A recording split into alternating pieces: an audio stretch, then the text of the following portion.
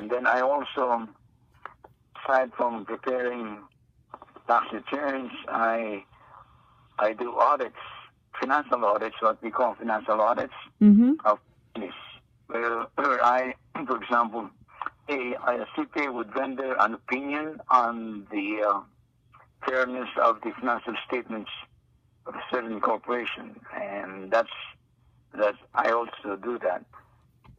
I work with, I don't know if you know the STV, Cesar Garcilayo Yes.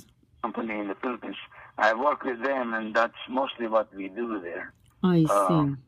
Prepare audited financial statements.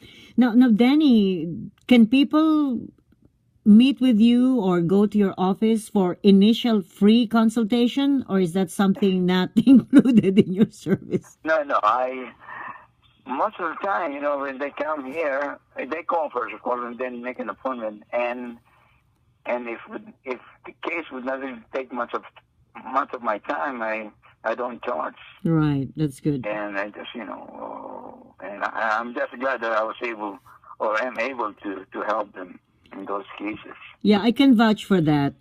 Danny Reyes, we've been talking to him, calling him, and put him on the air and answering questions of people. We have referred people to you, and you have not charged them. So you're doing a lot of community service. We really know that. And Danny, you mentioned earlier about types of business entities. Will you briefly explain a little bit about the what's the advantage or disadvantages of a partnership, sole proprietorship?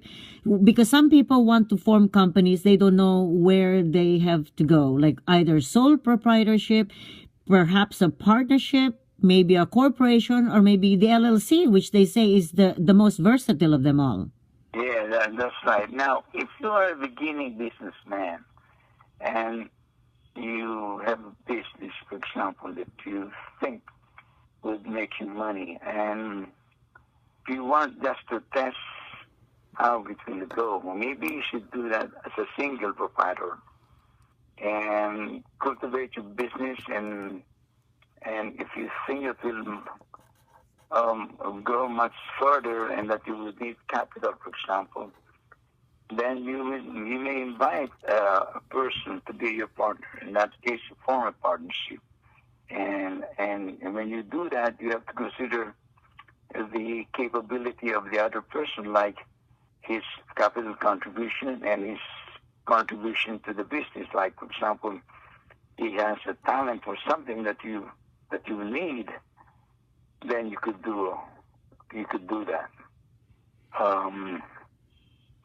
Then if you need more persons or more capital, you could then form a corporation.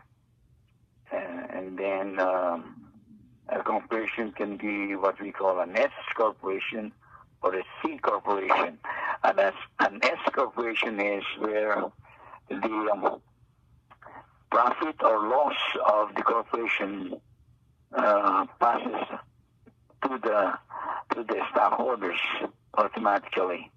The corporation is not taxed, but the stockholders are taxed on their individual share of the income or losses as it may be.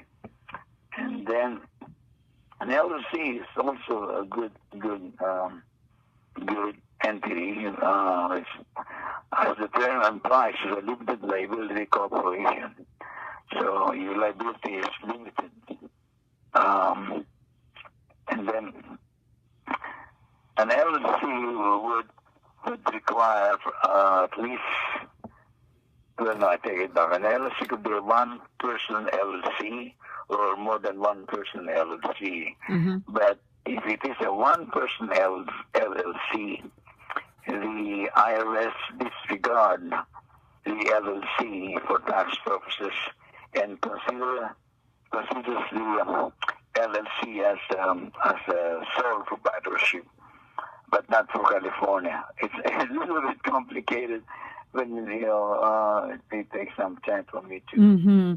Now, Danny, some people say that Well, in the beginning, they don't want to form any sole proprietorship, like file for the company because they're still earning very little. Is that correct? Should they postpone forming or applying for sole proprietorship if they receive just a minimal amount of income?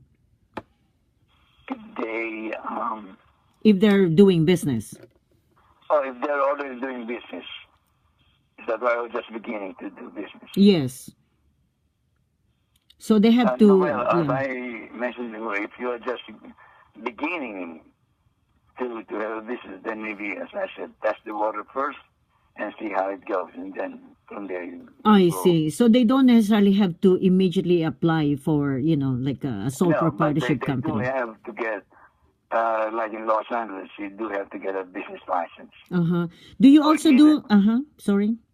I'm sorry, and even apply for a fictitious name. Like, for example, you may want to do this as a great architect.